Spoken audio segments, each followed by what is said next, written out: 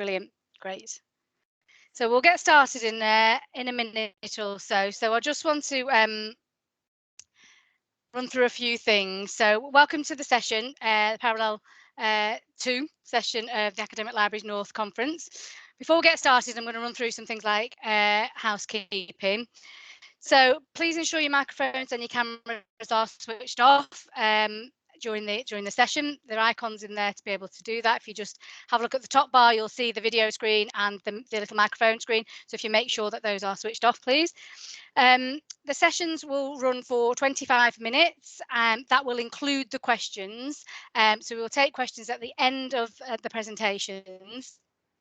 So yeah, and if you'd like to raise your hand when you have a question, we will try to take the questions verbally just to help with the the community and give us a feel as if we're in a real physical conference. So the other thing is that I need to let you know is that the whole session will be recorded as well. So if you need to use live captions, please use the 3 dots up there on the taskbar, and you go down the actions list and you'll be able to select turn on live captions from there. So we're asking all delegates to abide by the code of conduct, which can be accessed by the delegates brochure. And unfortunately in Teams you can't turn off the lobby function, but so our tech team will admit anybody, but if you prefer, if you go to participants, the little 2 people on the top of the taskbar, if you click on that, it will stop that coming up on your screen.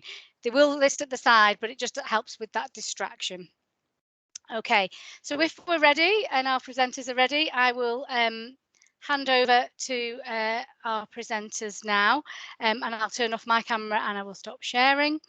So I'll hand over now to our first talk, which is Emily. Thank you, Padma. I'm just going to share my presentation.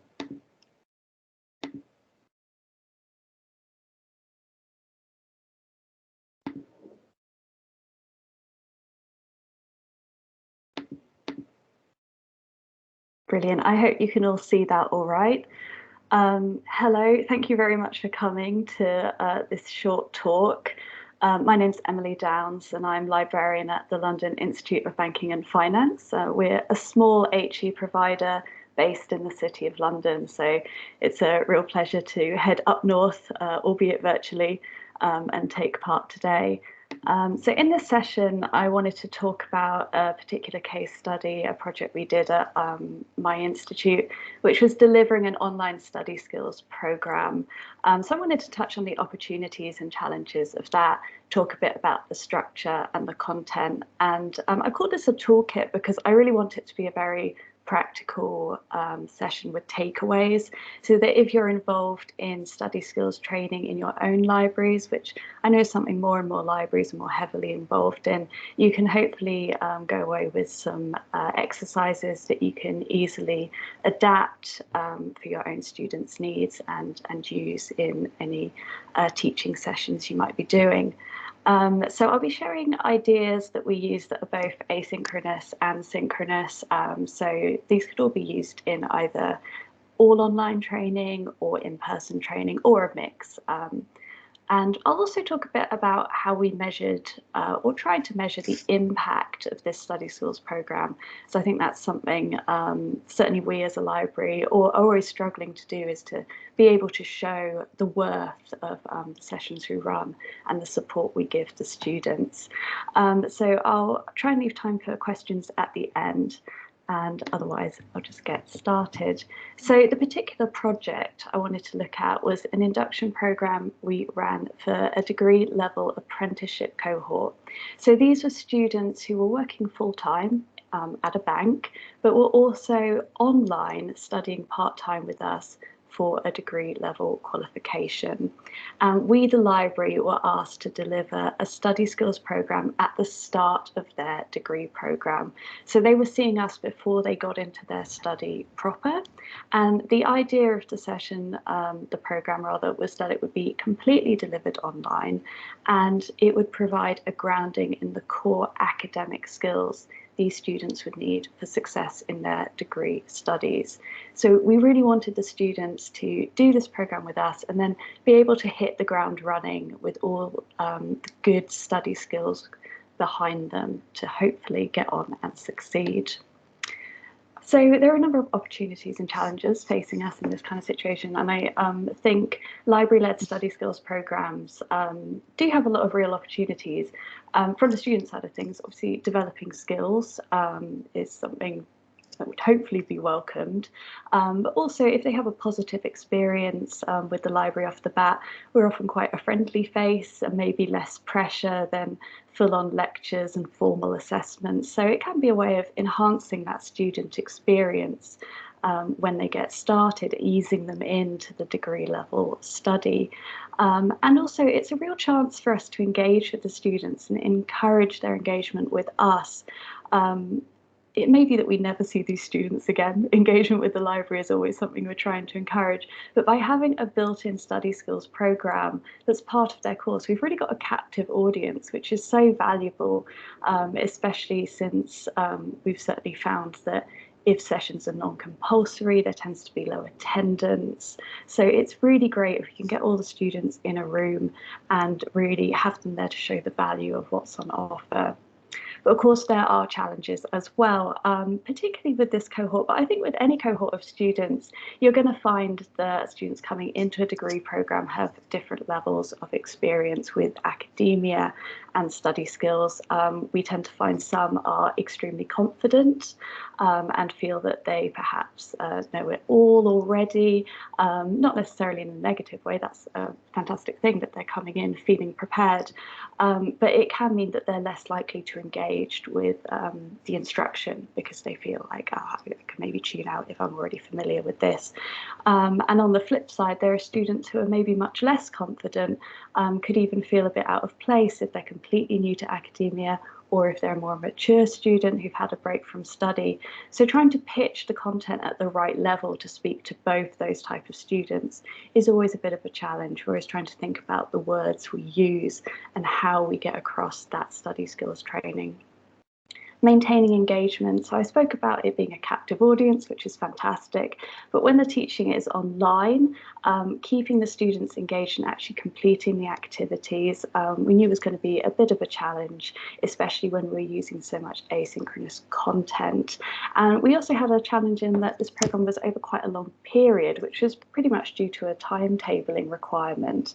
It was something we welcomed because it meant we could really spread out the content, deliver it bit by bit. But it was over a few weeks, so we wanted to make sure we tried to keep the students interested when they're very eager to get started with their main course. And I mentioned already the challenge of measuring impact for any sort of teaching session or library-led session. How could we show that this has actually been effective, or how could we find out if it had been at all? And I'll talk about that towards the end of the session. So to move on now to the content and the structure of the session, we tried to boil down study skills, academic skills into these 5 core areas for us to build the programme around.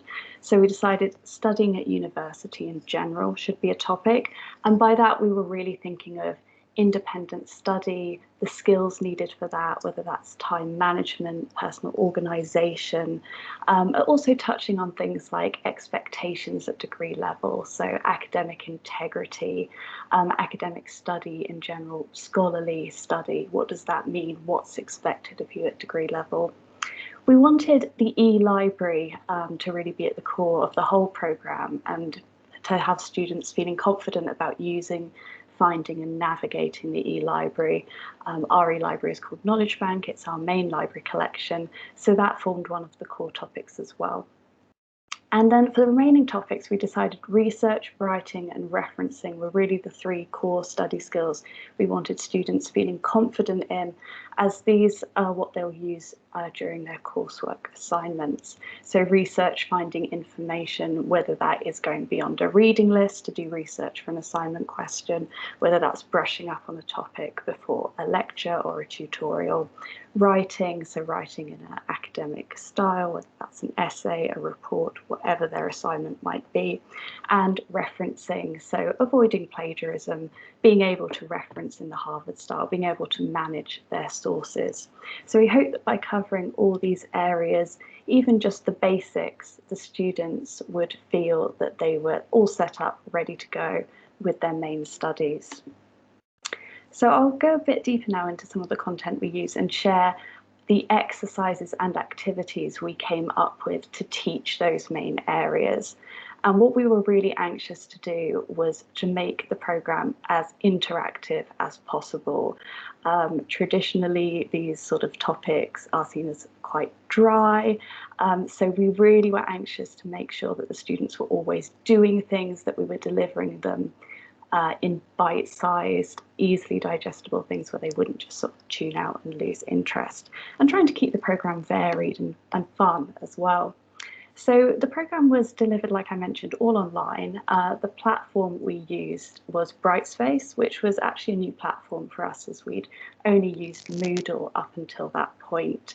So we started off just by recording a welcome video. You can see myself and my manager, Nadej, there. So this was just quite a low-tech way of greeting the students in this online format, but in a way that allowed us to be that bit more personal and put that more welcoming touch to it. So we just used Teams and recorded that. You can see it in our own homes there. And we're very lucky to have a learning technology team who can help us upload this sort of content. But it doesn't have to be high tech. This is really just something we recorded at our own laptops and then set it ready to go. So that was one way in which we try to engage with the students right off the bat. We also developed a series of slideshow readings with the help of our learning tech team. They used a tool called Genially, which you can find online. There are various different tiers of subscription, some cheaper than others, of course. But what's great about that software is you can adapt something like a PowerPoint presentation, existing content, into content that's interactive and sits well on a VLE. So instead of having a PowerPoint where you're talking over the slides and clicking through and the students are watching, you can set it up so that the slides play more like a video, or students click through.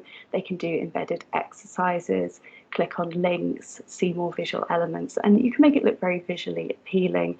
So that was a tool we found very useful for getting across some of the sort of core background content for things like studying at university, giving time management tips.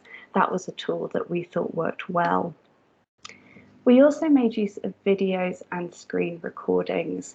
So a lot of the asynchronous content they were working through online, and we wanted to have a mixture between things they would read and things they would watch and listen to.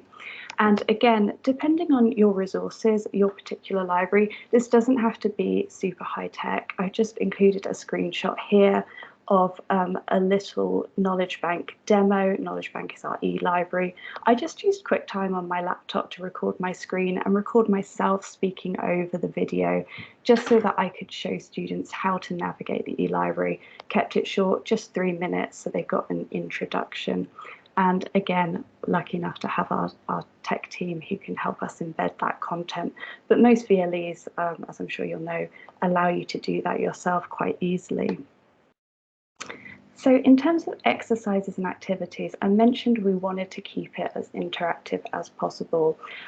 So we were trying to set tasks that would encourage students to actually put into practice the skills we were teaching them. So as an example, for navigating the e-library, we sent the students on a treasure hunt where we asked them to find particular resources in order to answer questions. So they'd watch that little video we saw on the previous slide and then do something like this example, using a particular database, in this case Statista, find the answer to the question, what was the most popular reason given by UK businesses for taking on apprentices in 2016? We also wanted them to hunt in our e-journals collections and find particular articles. We asked them in this activity to try and find the actual name of the journal to encourage them to really think about what they're looking at when they're looking at an e-resource. Do they understand what a journal actually is? So using little tasks like that, we could try and embed an understanding of the e-library and the resources available in a way that was a bit more interactive than just us sort of explaining what a journal is and things like this. We also encourage them to set up personal accounts on key collections and resources. The benefit of that is not only are they then set up good to go, for instance, just by setting up a personal account in an e-journals collection so they can save articles to a folder, but also it really advertised what they get from the library. So, for instance, access to key newspapers or magazines. And we really try to emphasize that, as we always do, a lot of content that they might be interested in reading online will be behind a paywall, but by going through the library, they get this great content for free while they're studying with us. So that was one of the ways in which we tried to get students feeling really engaged with the e-library off the bat. Some more exercises to teach those core subjects. When it came to skim reading, we set them an information-seeking task where we provided a journal article from within our collection and then asked students to use their skim and scanning skills to try and find the answers to 2 or 3 questions. That was something we set up online with the help of our learning tech team, but that could be adapted into a worksheet or even a live exercise in a workshop. It doesn't have to be high tech again. When it came to teaching referencing, we encouraged them to fill in the gaps in in-text citations, missing in-text citations in sentences, and we set that up as an online drag and drop activity so they could have a go and then check their answers. Again, that's something that needn't be high tech. It could also work as a worksheet. When it came to teaching information,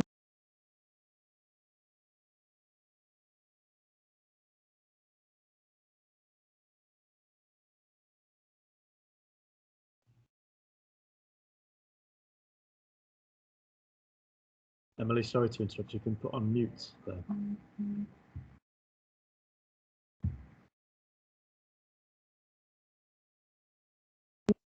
Hello, can you hear me?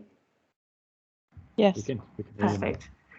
Sorry, I was just saying these were some of the activities we did to teach skim reading, Harvard referencing, and evaluating information, all of which could be adapted depending on what sort of topics you're trying to teach.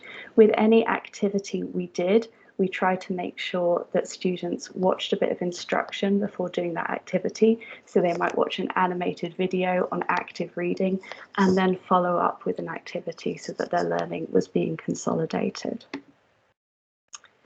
We also Emily, I'll give you your 10-minute warning now. Brilliant, thanks, Fatma.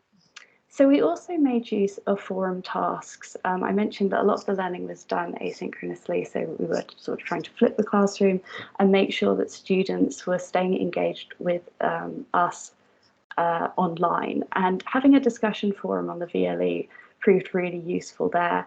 We set up just sort of quite light introductory tasks, so we asked all students to introduce themselves and share a favourite book or film to do with their topic, just to get conversations going. We also asked them to share study or productivity tips, which proved quite a popular thread. Lots of people engaging there. Further on, we found that engagement with the forum did drop off a bit. We tried to make sure that we embedded forum tasks throughout. For instance, we set an academic writing task which ran throughout the whole programme. So we asked students to find 2 articles relevant to that task at one point and share why they chose them on the forum. And we were getting less engagement there, maybe because students were less confident in that area or it's a bit more of a drier task. So that's something we'd probably revisit in the future. Finally, we made use of annotated reading lists. So I've just given just a little snippet from one here.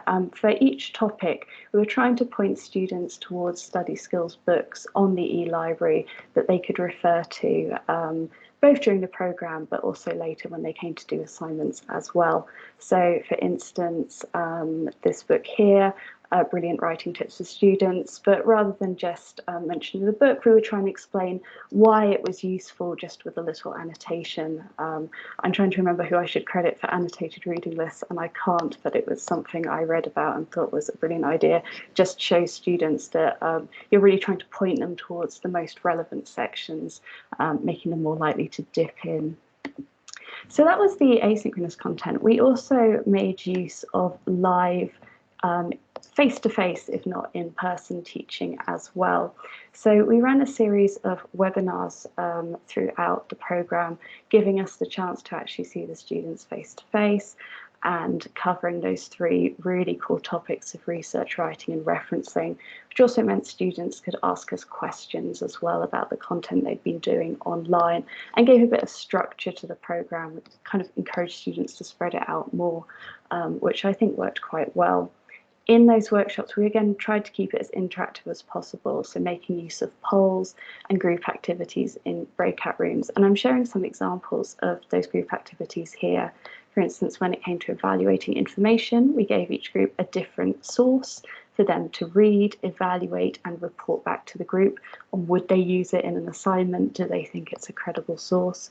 When it came to teaching academic writing, we looked at paragraph structure and gave each group a model essay paragraph to break down, identify key elements, references to other sources, examples of critical analysis, so they could really see the things we were trying to teach in action. And we also shared handouts to take away during those webinars. We've sometimes found it's more effective to actually drop a document into a chat and encourage students to download it then, rather than pointing them to different areas on the website. Makes it that bit more interactive as well. So when it came to actually measuring the impact of the survey, the programme, we tried to use confidence surveys. So what we did was we set the students a questionnaire before the programme and the same questionnaire again after the programme, just using Microsoft Forms and sharing it online. And we asked students to rank their own confidence about a series of study skills tasks on a scale of 1 to 10. And we hoped that by asking them to do it before and after the programme, not only could we see if students felt they'd improved, if they'd been helped by that programme, but also it would help the students reflect on their own needs at the outset and their own learning at the end. So here's some examples of some of the questions we asked, the tasks we asked students to rate themselves on: managing time when working and studying, using a digital library to find books and journals, judging whether a book or article is credible. So we tried to match these questions, of course, to the content we were teaching, and then that was a useful way of looking back. We kept the survey anonymous so that students would hopefully be honest about their own ratings at the start and not feel that we were testing them or wanting them to be at a certain level. And although it's not a sort of robust scientific survey, it was useful just to sort of gauge whether our feelings matched the outcome from that perspective. So when it came to the key takeaways, I think we really found that it's important to think about when students need the information. Having a programme at the start of their course is good for all the reasons I've mentioned, engagement early on, preparing students, but I think not being afraid to say a bit less and then pop up again closer to an assignment could also be very powerful, and that's something we're constantly working on with our own cohorts. Being adaptable proved important. When we got feedback during the sessions, we would try and provide additional content quickly where it was needed. And that didn't have to be, again, anything that took too long. We would sometimes just record a little additional screen demo if there were things people were unsure on. And finally, working closely with faculty, absolutely crucial to make sure we're all on the same page, definitely. So that's the end of my presentation. If anyone's got any questions, I hope I've still got a few minutes to answer them. And thanks very much. Thank you, Emily. That was great. Really interesting to hear about what you've been doing. I imagine many people were interested in what you're doing, because obviously the whole online teaching online and getting students engaged has been a challenge for all of us over the last 18 months. So if anybody does have any questions, we'd be happy to take them now. If you want to put your hand up and we can come to you, we can hopefully see if you've got any. Just raise your hand or you can come on mic.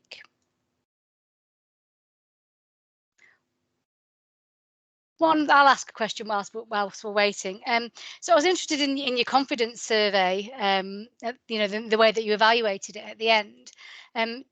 What were the outcomes? Did you feel that the students engaged with it, or do you think they got better with it as they moved through the different modules, or did you get any verbal feedback from the live sessions that you did? So did they prefer the synchronous or the asynchronous? Was there anything like that that came out of your evaluation? Yeah, it's interesting to see. We found that in no question did anyone go down, which was encouraging. That was sort of really what we didn't want to see. That was people got less confident, more confused. And we found that most areas, the final confidence ranking had either increased or stayed the same. The areas where it stayed the same, sort of anecdotally, are those areas we tend to find students are quite confident in, things to do with managing time, finding sources on the internet. But in other things, we were seeing bigger rises, particularly in referencing. So it's very useful to kind of get a sense of what students might be a bit worried about at the outset, those topics where they were much less confident, perhaps. So it was interesting from that perspective. I think we'd need to do it across more cohorts to try and get a bit more of a comparison. But I think it was quite telling, though. Like I say, it's not the most robust way. Yeah. And did I don't know if you mentioned at the beginning, I might have missed it when I was just doing some administrative things, but was this new to you, this way of teaching online, or was it something you'd always done? Or I know you mentioned a few different things like the Brightspace that was new for you, but then using and creating online study skills content, was that a new thing for you guys, or is it something you've done for a while?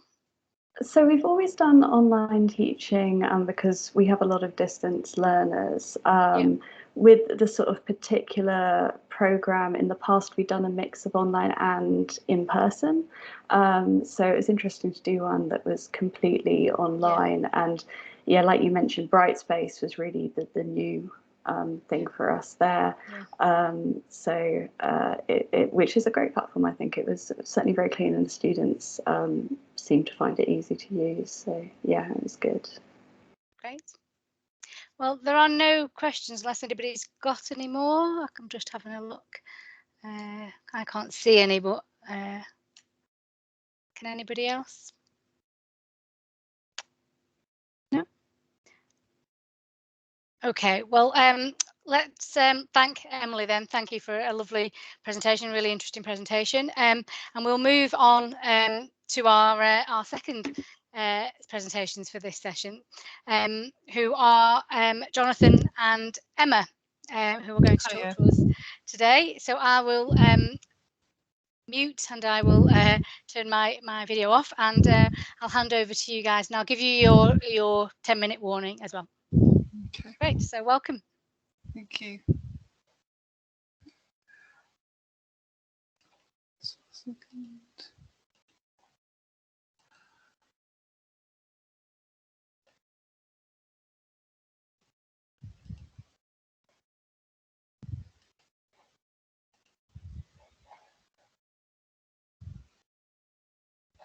Right, there we go. Okay. Can everyone hear me? Lovely. Okay. Okay, thank you for inviting us. Just before we start, just like to introduce myself. So my name's Emma Symons. I'm one of the Senior Information Assistants at York St John Library and Learning Services. I'll be presenting this jointly with my colleague Jonathan Freckleton, also a Senior Information Assistant.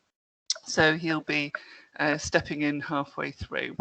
So just to start off, just to introduce this to our library. So this is a picture of our library kind of across in Fountains Learning Centre. So it's spread across 3 floors, and it provides a range of study spaces. We've got standard desk space, we've got PC, and we've got Mac. Our ground floor and first floor are set up both for individual study space and groups study, so more social spaces. The second floor is set up for silent study with a glass wall separating it from the atrium, so you might be able to see it in that image just with the dots along the glass there, so that's all sealed off. We're open 24/7, 365 days a year, and majority of our resources are electronic. So who we are. So Library and Learning Services sits within the Directorate of Student Life. The Directorate includes many other areas of the university, including accommodation, disability, access and support, and wellbeing, as well as several other areas. Within Library and Learning Services, we have our information service desks, which until recently have been customer services, academic services, content discovery and acquisitions, and digital training. Over the past year, our library service desk and the student information desk, which are located in a different part of campus, have merged, and we've been working towards a one-stop shop for students with queries coming through both desks. So one in the library and one in our Holgate building, not far away. So we're currently going through a cross-training of those teams from both desks so that people are confident with queries across the board. So while we started to, if we go back to March 2020, we'd started to reduce services slightly before the 23rd of March, and then we closed on that date along with the rest of the country that evening. And we reopened in July. So during this time, we set up a COVID reopening groups, which met weekly to discuss the training which needed to be made on how we could develop existing services and on new services we would introduce to ensure we can maintain a high quality student and customer experience. This lists many of the issues that we discussed and developed, and the majority were implemented by the time we reopened. So other major changes were staffing and hours. So during the first lockdown, so kind of March to July time, our information advisors worked from home. They covered our job logging system, Sunrise, and this is where all our emails are harvested, all our requests are responded from. We also set up LinkedIn learning course modules and asked people to create a record of any courses they did, as well as making suggestions for other things. The team took on other tasks throughout these months, including manning the admissions chatbot and tracking laptops, which have been lent out long term to students.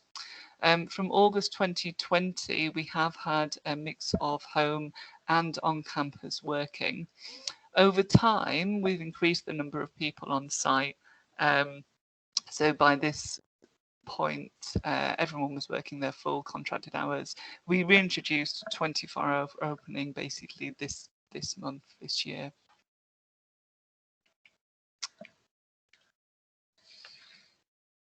So the changes to our resources, to start off, we offered physical resources to only those, well, we did through a click and collect process, as many other libraries did at the time.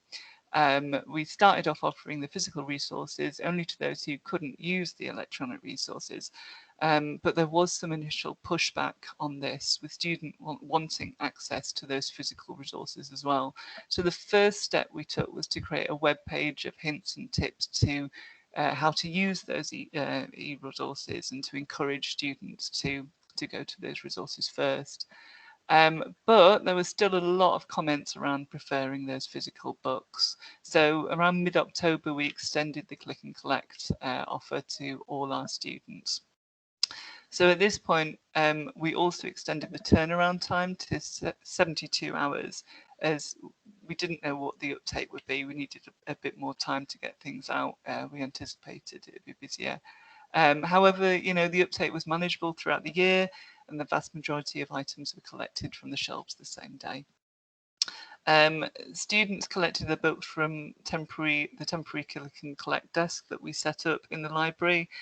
We moved one of the self-issue machines right beside this desk, and we made it contactless as well, so no one had to touch the screen.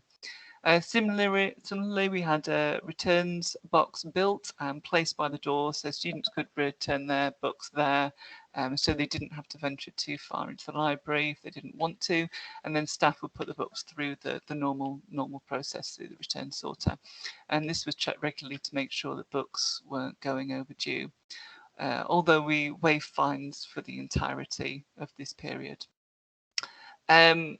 The book box had been placed in another building, which we reopened prior to the library in summer 2020 as a place for students who had remained in accommodation to study and return items. Okay, I'll hand over to my colleague now for the second half. Okay, so as Emma said, my name's Jonathan. So during the time that we reopened, we introduced in the first instance a space booking system through LibCal, as many other libraries did. And we're going to keep this post-lockdown, but on a smaller number of spaces on each floor, so that people now have the option to use walk-in spaces, but they can book if they particularly want a particular space that they like. Booking system set up to allow booking in several buildings on campus and offers different types of spaces for booking, anything between half an hour and 5 hours. Once people got the hang of it, it was well used, and people were pretty reliable at checking into their space using the QR code on each desk, although we have had a bit of pushback and had to really work on making sure people were doing that so that we could properly monitor where people had been sitting.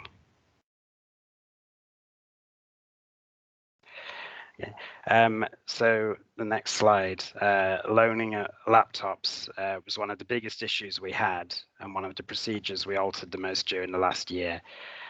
We had a reduced number of laptops available, and they were no longer self-service, obviously, to limit contact. So the laptops were removed from our library management system and put on our media loan system, which meant that they had to be pre-booked in advance, and we could have them ready for the students to pick up. And while we wanted to maintain fairness for everyone, we did respond to changing circumstances, particularly in relation to changes to travel restrictions. So at the request of several students in late November of last year, we extended laptop loans so that if one was borrowed towards the end of term coming up to Christmas, it wouldn't be due until January. We then extended that further to the end of January after the government announced a phased return of students up to the 24th of January.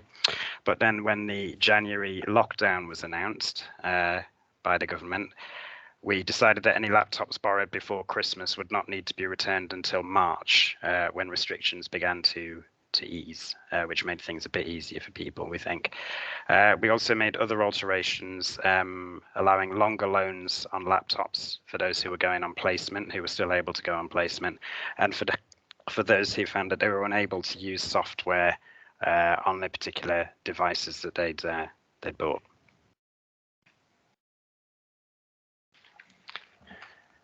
Okay, so one of the biggest advantages of working from home was the opportunity for personal development of the information advisors and also ourselves, beyond what we were able to offer when everyone was working on campus. So with the LinkedIn and other courses that were completed, people also attended conferences and undertook projects, and people were able to use the time productively and to reach the other side of the whole COVID experience so far, feeling that a really positive contribution had been made and that we'd had the opportunity to contribute to the changing environment. Several staff also spent time going through the documentation for all our processes and policies, reorganizing them and rewriting where necessary to ensure that all our procedures were completely up to date and easily navigable online before we reopened. And as people were keen to take on other responsibilities while at home, other projects were offered out, including checking website links, particularly where changes had been made during the pandemic. Another member of staff also has been quite heavily involved in helping processing extension requests for students.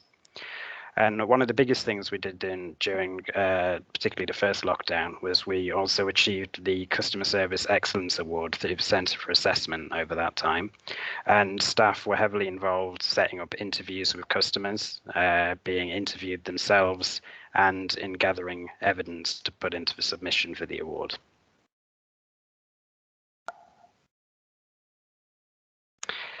Okay, so as previously mentioned, staff took on the admissions chatbot during the summer of 2020, and that put us in good stead for the introduction of our own chatbot in January of this year.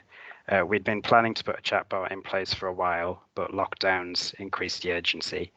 And we used Gecko Chat in line with the other university chatbots, and we had our own channel, and worked with other areas of the university to make sure that messaging was consistent and that there were useful links in the chatbot's automatic messages, such as for space booking and the library catalogue to try and make things seamless.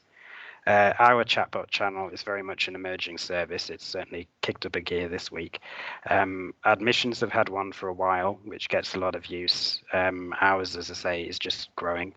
We're now including the link in all email signatures and in advertising, and hope that after the start of term, it's going to get consistently busier.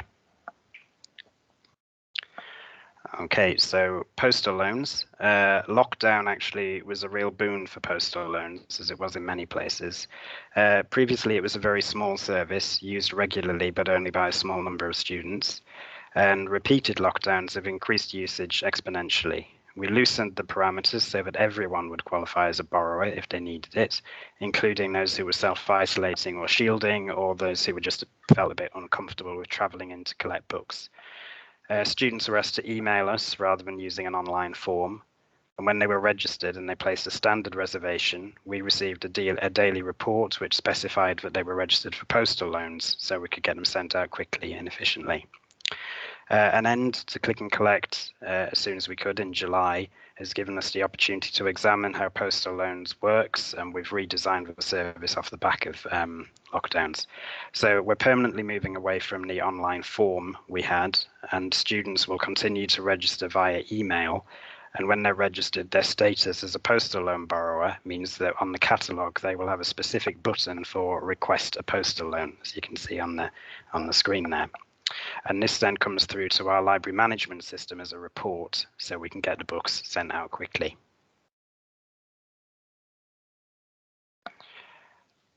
Okay, so the last 18 months have given us an opportunity to try lots of new things and to make decisions on what's worked well and what should be developed, hence the decision to maintain space booking to slightly alter postal loans as well.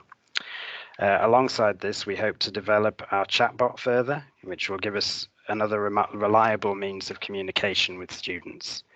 Communication was an area where we were praised during our CSE award assessment, so it's an area we want to continue to improve on. The rest of our services have returned to normal, apart from introducing more hygiene stations and keeping perspex screens on the information desks and on group working desks for the moment.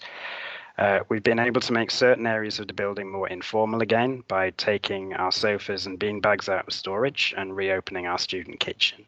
So it's more or less back to how it was before, really. Shelf browsing is possible again, as are group meetings and tutorials. And obviously, we're hoping that we'll be able to keep it that way. Okay, so our contact details are on the final slides you can see there, as well as our Twitter and Instagram handles. And if anyone's got any questions that they'd like to ask, we're happy to take those.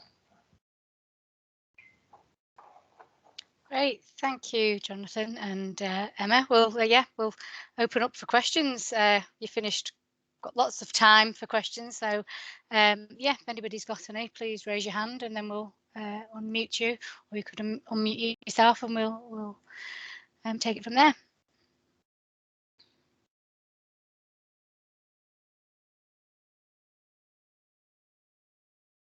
Just in case people are thinking about questions, I'm going to ask one around the postal loans, because I was interested to hear that you offer postal loans. We offered them at Manchester, and I was interested in what your uptake was like for them. Well, pre-pandemic, it was very low. As I said, it was a small number of people who used it regularly. But now we're certainly doing a handful most days. It's built into our day-to-day procedures that the information advisors check the LMS for anything that's come through as a postal loan. And certainly, I think beforehand it was a service that a lot of people didn't actually know we did. It was there on the website, but because it's become, so much time now with people not necessarily wanting to actually come onto campus, that it's become something that's usable. And we'll have to monitor it. If it becomes suddenly incredible, it might be something that we have to. That was going to be my other question about the managing it. So it's not got to the point where you're getting inundated and it's unmanageable in terms of the number of requests. No, and not yet. Yeah. No, And, I mean we do have certain restrictions on it in that you have right. to live a certain distance away. Okay. You Right. have to live outside the major York postcodes, unless of course you've got a disability or something. But we are still obviously doing it for people who are having to isolate. But no, we do have some restrictions on it, so you do have to live at a Yeah. good few miles away to qualify for it. Yeah. Okay, great. So I can see that we have got a question from Sarah. Do you want to unmute yourself, Sarah, and you can ask your question? Hi, thank you. I'm from Newcastle University, and we also use LibCal for the space booking system. I was just interested to know a little bit more about how you set yours up. For example, whether you had individual QR codes for each space, and what kind of statistics, if any, you've found interesting to pull out of it. We did have individual QR codes for each space, and they could either obviously scan that when they arrived, and this was on every space in the building and in several other buildings where we had individual spaces. They could also check in. There was a link in the confirmation email that they got from LibCal, which they could use, although we did disable that after a time because some people were checking in half an hour before they arrived just to guarantee that they could keep the space, because we did have it that if you hadn't checked into your space within 10 minutes that it would be reopened to whoever, and we are keeping that when we're going to keep using it. In terms of statistics, I don't have any off the top of my head, and I think when we reorganized LibCal, I'm not sure how many of those it maintained, but if you want to send us your email address, Sarah, I can see whether we can get any together and send them across to you, but it was certainly... I can do kind of broad brushstrokes of stats. I can't give you particular figures, but I can say kind of when it was the pandemic and it was quite quiet, you were probably getting a third of the spaces being used. But at the minute, it's quite early to tell. I think once the library gets really busy, that's when we'll see more use. But kind of in the pandemic, the people coming in was far less. It was interesting to see the system shows when somebody has booked a space, but it has either been cancelled by the system or it's been cancelled by the user, and quite a lot of those, some people weren't turning up, or so that it was automatically being cancelled. But yeah, as Jonathan says, we can send you, if you've got any particular questions, we can email those across. We can share that. That's great. Thank you very much. All right.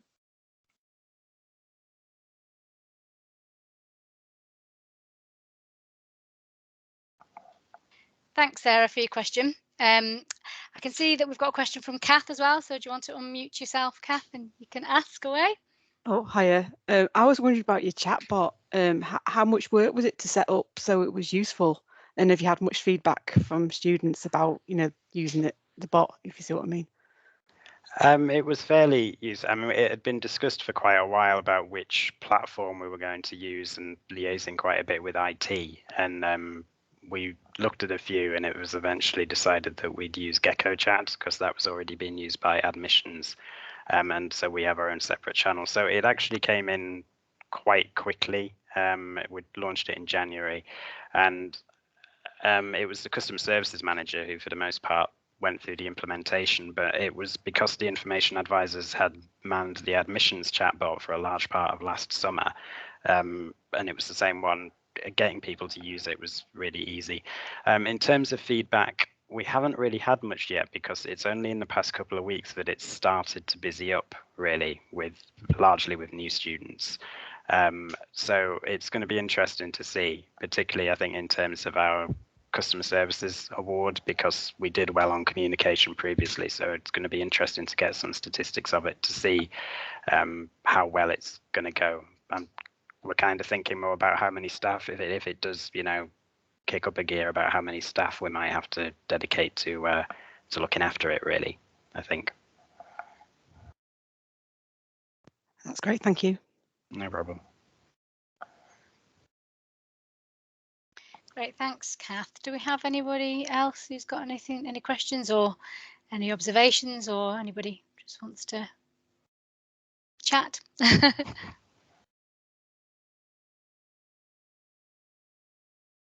No? Okay, well, great. Well, we'll leave it there. Obviously, if you've got questions or something comes to you either later on today or tomorrow, obviously you can ask the questions directly to some of our presenters. Their details should be in the brochure, in the e-brochure, so do have a look at that if you've got something that you want to ask later on. So I'd like you to show some thanks then and thank our presenters for today. So I'd like to thank Emily for her presentation first, and then to Emma and Jonathan for this presentation. All very interesting presentations and very insightful and helpful, I think you'll find, for all of us. So we finished a little bit early, so I'll just want to mention a few things. So the next presentation in the main general area is our gold sponsor, Adam Matthews Digital. That presentation will start at 4:15 in the main channel. We also have after that at 4:30 to 5 we have a quiz. Both of the quiz I think is just for fun, but there are prizes for our sponsors. So we have a treasure hunt, so you can go and have a look at that if you want to in the next few minutes or later on. And we also there's a treasure hunt there as well, so yeah, you've got an opportunity to win some prizes by doing that. And I know last time when this was the Knoll conference, we had a lot of winners. A lot of people took part, and it is really fun, and there's some actually really good prizes this time as well.